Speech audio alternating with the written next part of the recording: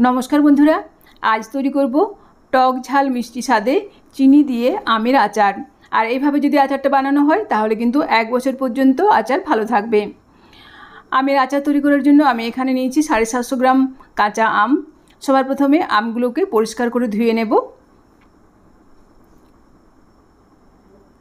তারপর আমগুলোকে একটা শুকনো সুতির কাপড় দিয়ে মুছে নিচ্ছি যাতে এর গায়ে একটু জল না থাকে।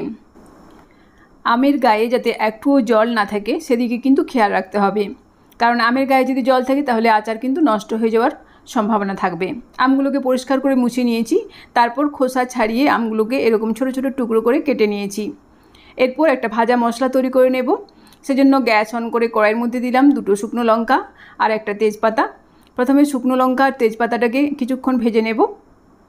तारपर एर मध्य देब 2 चामच परिमाणे 5 फोड़न और देव 1/4 चा चामच गोटा जिरे एवं 1/4 चा चामच कालो सर्षे। तारपर मशलागुलोके किछुक्षण भेजे नेब। मशलागुलोर थेके एकटा सुंदर गन्ध बेरिये आसा पर्यन्त मशलागुलोके आमि भेजे नियेछि। एरपर आमि एई भाजा मशला एकटा प्लेटेर मध्य तुले राखछि, ठंडा हये जाओयार पर गुঁড়ো करे नेब।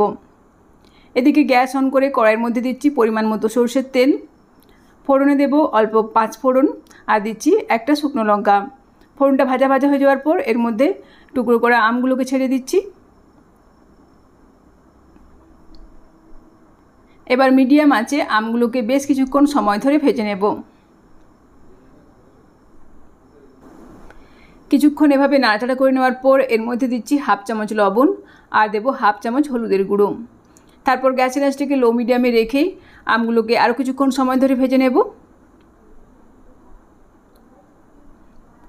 आमी प्राय 6-7 मिनट समय धरे आमगुलोके भेजे निয়েছি।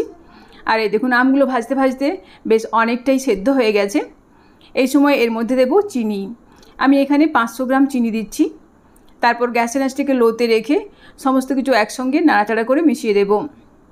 এই সময় কিন্তু গ্যাসের আঁচটাকে একেবারে লোতে রাখতে হবে। লো আঁচে এভাবে বারবার নাড়াচাড়া করে আমি চিনিটা আমের সঙ্গে মিশিয়ে দিচ্ছি।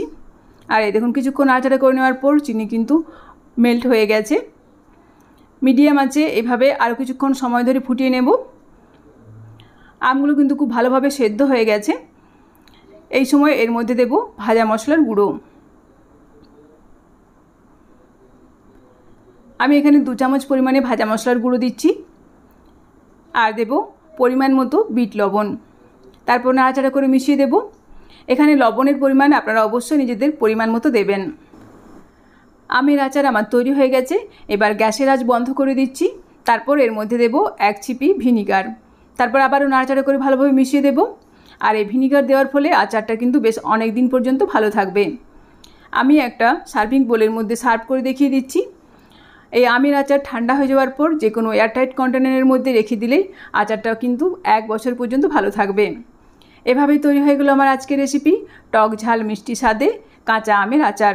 ভিডিওটি যদি ভালো লাগে তাহলে অবশ্যই লাইক শেয়ার এবং কমেন্ট করে জানাবেন। ভালো থাকবেন, সুস্থ থাকবেন। ধন্যবাদ।